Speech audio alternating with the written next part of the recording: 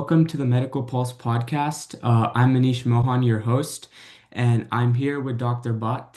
Thank you so much for taking the time out of your day to join the Medical Pulse podcast. Thank you for having me. Absolutely. So, in this episode, I wanted to talk about telemedicine and basically how telemedicine has been kind of affecting healthcare and how prominent it is, especially in today's generation of doctors and physicians. So, first, doctor, please just tell us a little bit about yourself, what you do in healthcare, what specialty, things like that. Sure. So, I have been in primary care, been practicing in primary care for about 20 years. Graduated from med school in 2004. And since then, we've had a wide range and scope of changes in primary care, family medicine in particular. Started off in the urgent care field for several years and then moved back to what I did in residency and I'm board certified in, which is family practice. Um, in general, I live in Florida, so it's a little bit more geriatric in population than in other areas of the United States. But we see, pretty much anyone from 4 years old all the way to plus 100. So still practicing in a scope of a general manner, treating pretty much all different ailments. Okay. So it's definitely safe to say that you have a lot of experience. You said 20 years into the healthcare space. So I guess my question for you would be, is digital healthcare or telemedicine prominent in your field, and how have you seen it grow? So it seems like telemedicine, has really blossomed in, I think, a positive mode for patients, especially because, um, seeing that many patients, especially when there are communicable diseases or they have post-surgical issues and so forth, it's hard to get them, to come into the office for reasons of, uh, mobility versus sickness and transport.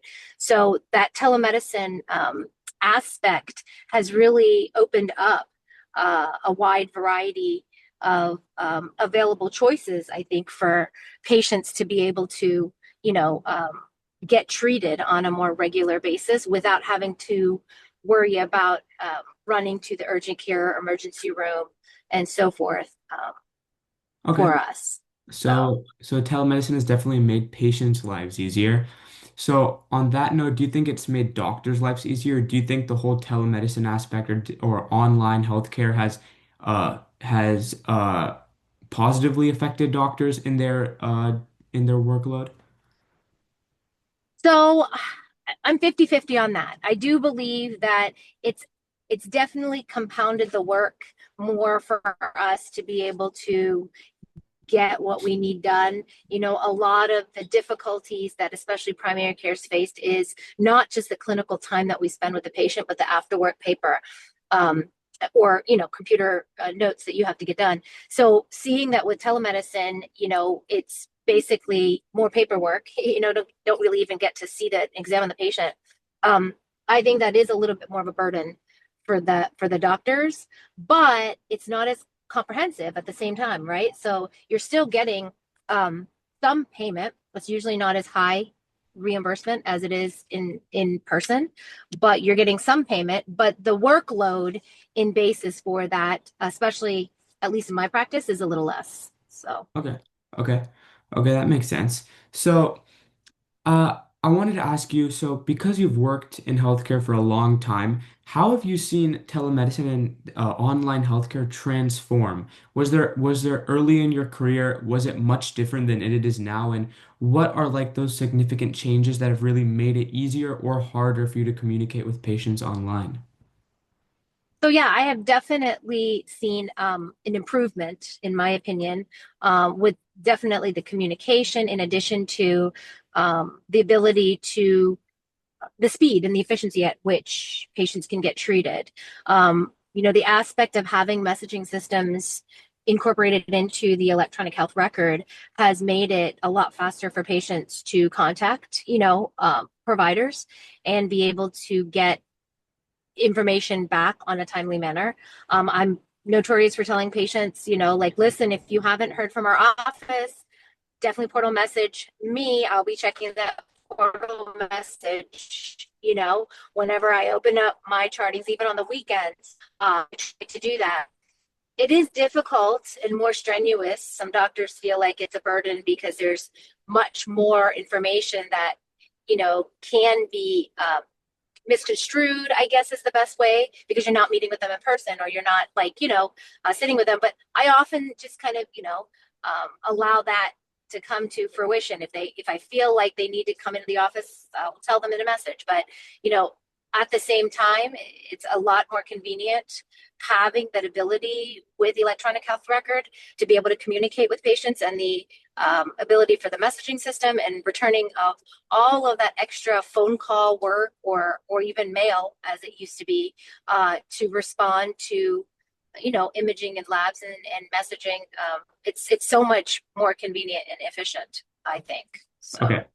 Okay. So definitely it's made life easier and more efficient for a lot of different aspects of the healthcare process. So basically we can determine that telemedicine and digital healthcare have definitely improved access to healthcare for patients.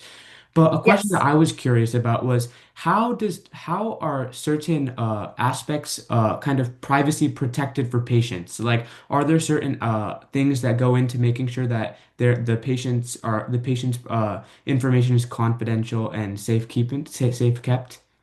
Absolutely, absolutely. So that's why I specifically tell patients to message me through the portal, because the information on the portal is really set to be only to the patient and only to the provider. So they're not able to access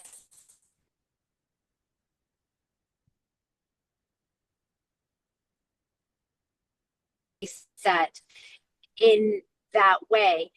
And that's why specifically using what's given to a patient for the practice or inside their electronic health record is super important.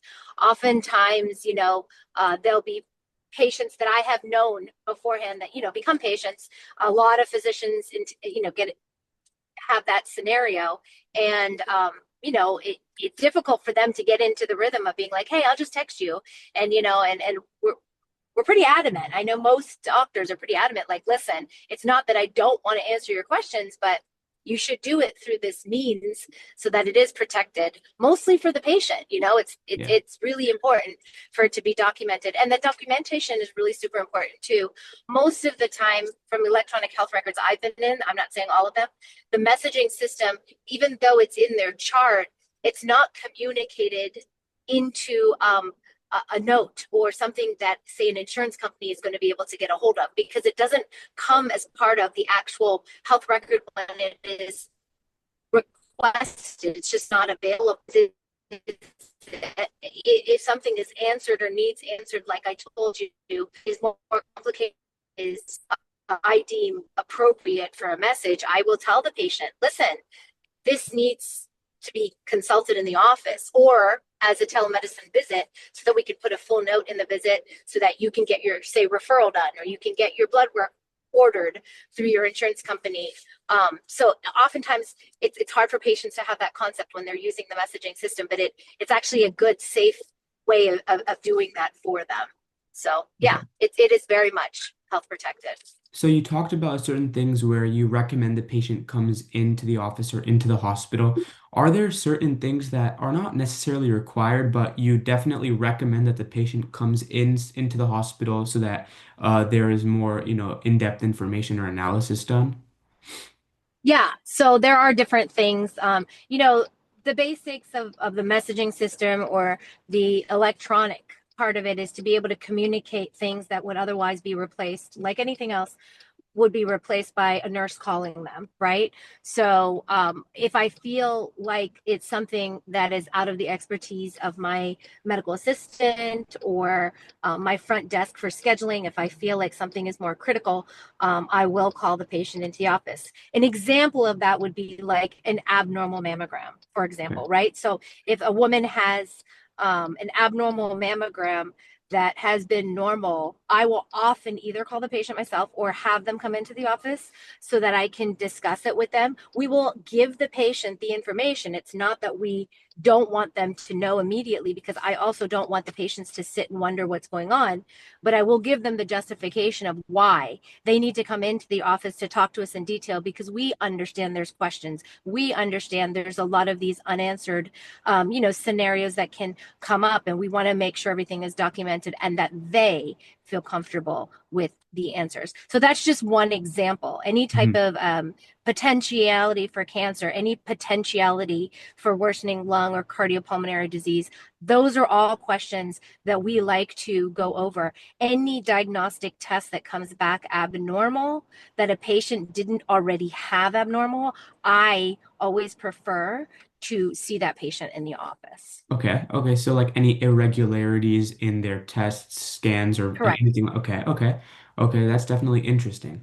So another question I had regarding telemedicine and the online healthcare was obviously you are a primary care physician.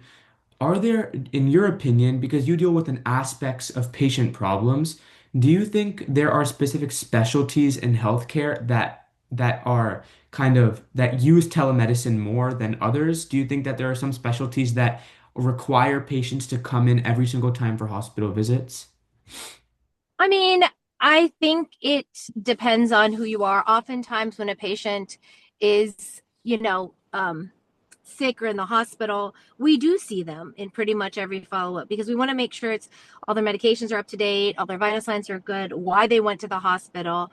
So oftentimes we do see them for pretty much every hospital or urgent care follow up. There are some specialties that they don't deem it necessary because it's not something that they feel is necessary to see them in the office. If a patient, for example, has a known cardiovascular disease, they go in for a cardiovascular issue, they've seen the doctor in the hospital, everything is kosher. I've seen cardiologists just say, hey, follow up with the primary care doctor and I'll see you at your next visit, especially if they found that there's no further damage or disease process, but that the patient is stable. We as primary care end up doing a lot of the follow-ups. Even if they don't follow up with their specialist, we end up doing a lot of those follow-ups. A lot of it sits on our plate, because at the end of the day, if you can't get a hold of your specialist, you end up calling your PCP. So Okay. Okay. Okay, that's interesting. Yeah, because I had a couple of those questions, especially because telemedicine is more prominent than ever, especially now because a lot of people are very busy. They have work, they have things that they need to do. So they might not have time to come into the hospital to get their checkup. So telemedicine has made it very convenient for patients to get in the checkups or the consultations that they need. So I guess a question would be is it ever like, I mean, this is a question that I was really curious about because now, especially with people my age, everyone's on ChatGPT, on AI. Are there any times where patients will come in with information they've got from an outside source, whether it's at AI, ChatGPT, or another physician, and not challenge, but they might not think that the care you're prescribing or that the care that a doctor is prescribing is what they need or is what's best for them. I get that all the time. Yeah. I get that at least once a day, where a patient said, I Googled this, or Chat Yeah. GPT this, or, AI told me that I should take this antibiotic instead. Okay. And if I give them the information, usually I tell them the reason you come to see us is not just for me to treat you based on what Chat GPT says. I know your history. I know what your body does. I know your interactions. I have been taking care of you for the most part for years. And so it's your choice if you want to follow an electronic data system that is generic for the whole population. But my suggestion would be to follow someone who has expertise in what it is, and at the same time is giving you the best decision made. I never want patients to think that I don't listen to them. So I Hmm. will always take what they say with a grain of salt because at the end of the day, we're still human. Doctors are still human, Yeah. and so we can make mistakes. And I am the first to tell them, like, listen, I've not heard of that. Let me look it up. And I'll usually Google it right in front of them so that I can make sure they understand that I'm wanting to work with them. But 9 times out of 10, there's a reason why I'm giving different advice. And 9 times out of 10, my patients usually are like, you're right, because this is why we come to see you.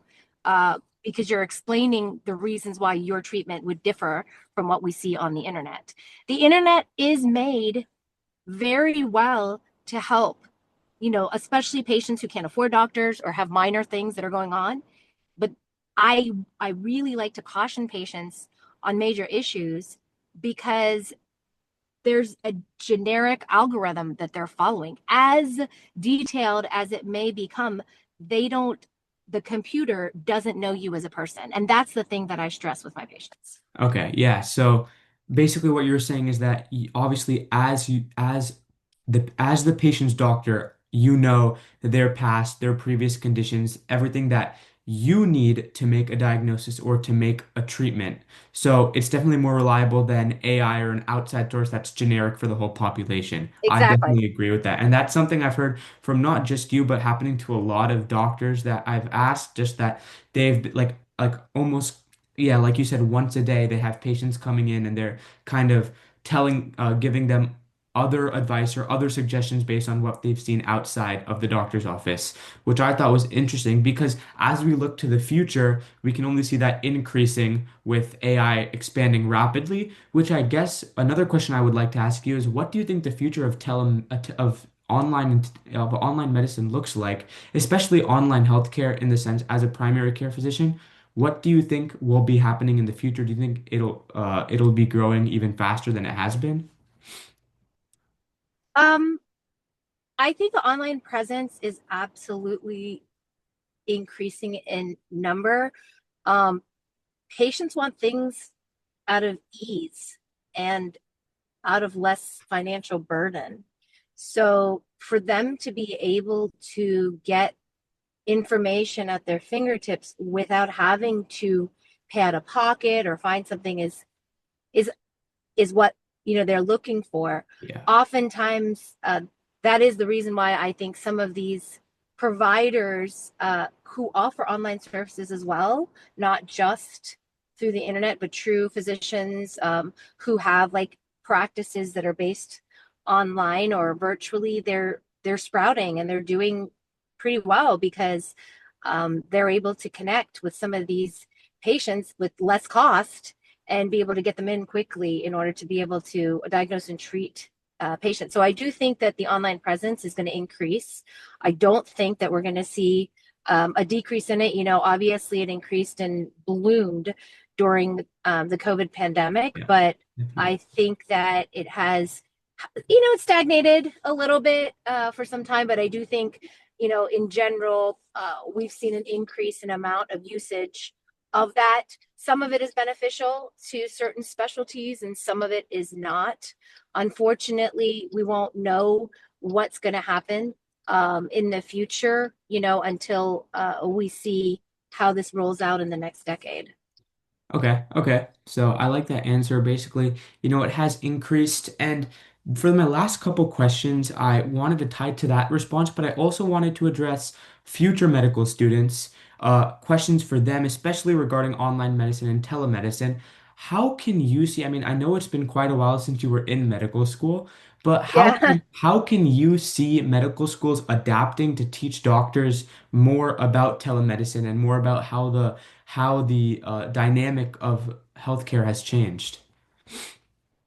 Yeah, that's a great question. I mean, it's hard for me to tell now. I still do see some medical students, and I often find like I'm always one to say, okay, we did a week of clinical work. I'm going to give you a case scenario that you saw this week. I need you to really look through what's going on with this case clinically. Come back on Monday and give me 10 minutes, of Yeah. what's going on. That's kind of like what I like to do with my students.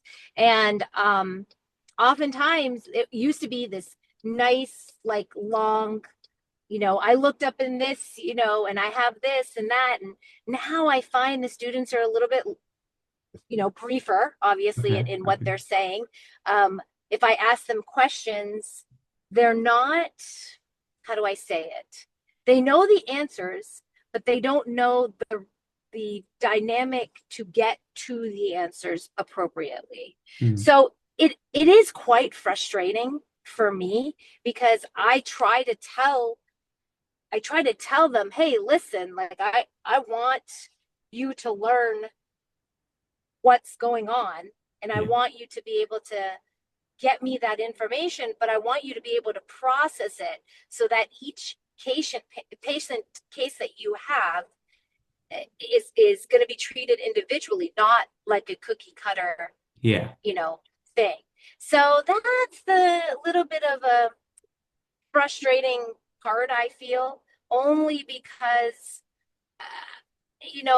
I don't want students to substitute the use of the internet for research. You Hmm. can use the internet for research, but don't use things that are not substantiated, if that makes sense. Yeah.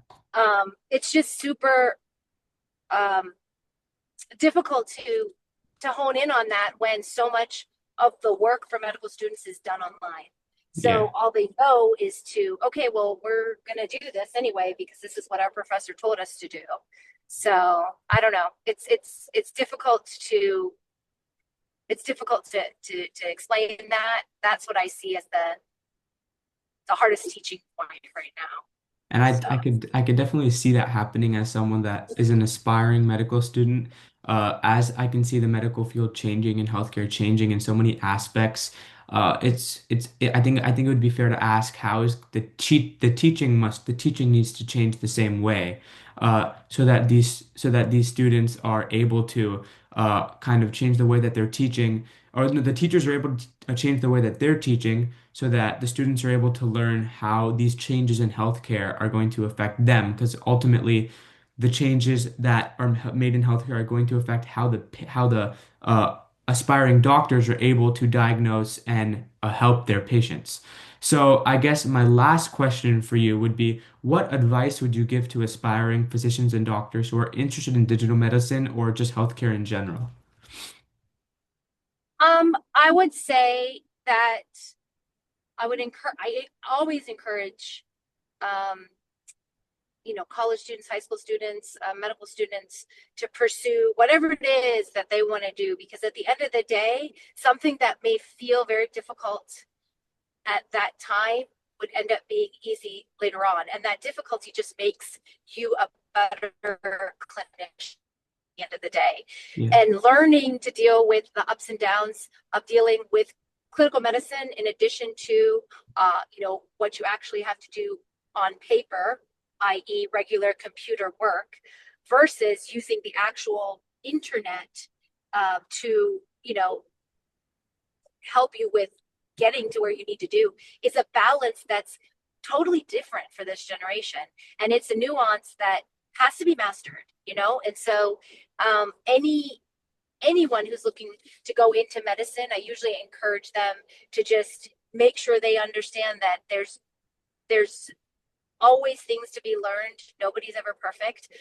It's a learning process to be able to, go through and mix all those three areas together. And even having been in medicine for so many years, we're still learning. Yeah. So the biggest thing I always tell them is love what you do, always love what you do, because in the worst case, patients are dying and you feel like you haven't had a great day. That's the biggest issue that I feel, we see.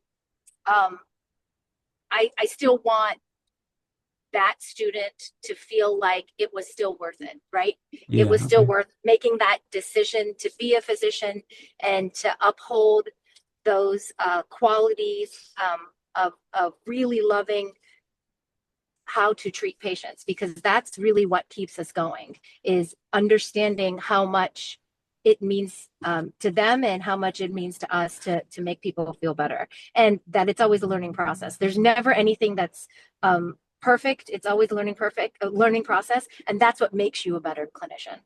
And I think a lot of aspiring med students, whether they're in high school or college, like really focus on the grades and the stats. And I know that's definitely important. But what a lot of doctors have told me is that it's really the compassion and the emotion of why you want to be a doctor that's going to push you to finish all those tests, to finish all those years of schooling, to really understand what it takes to be a doctor. And at the end of the day, I think that that emotional component when you're talking to a patient is just as important as your qualifications. Absolutely. Yeah. So thank you so much, doctor, for all the insights and experience. I mean, you have so much experience, and for these aspiring medical students that are trying to learn, it's so helpful to hear from people that have a very good career in medicine so that they're able to learn. So I want to thank you. I want to thank you so much for joining us again, and I want to thank you all for watching this episode of the Medical Pulse podcast. Thank you. That's a wrap for this episode of Medical Pulse. Thank you for tuning in. I appreciate your time and support. If you enjoyed this episode, don't forget to subscribe and share. Stay curious, stay inspired, and I'll catch you next time on the Medical Pulse podcast. Thank you for listening.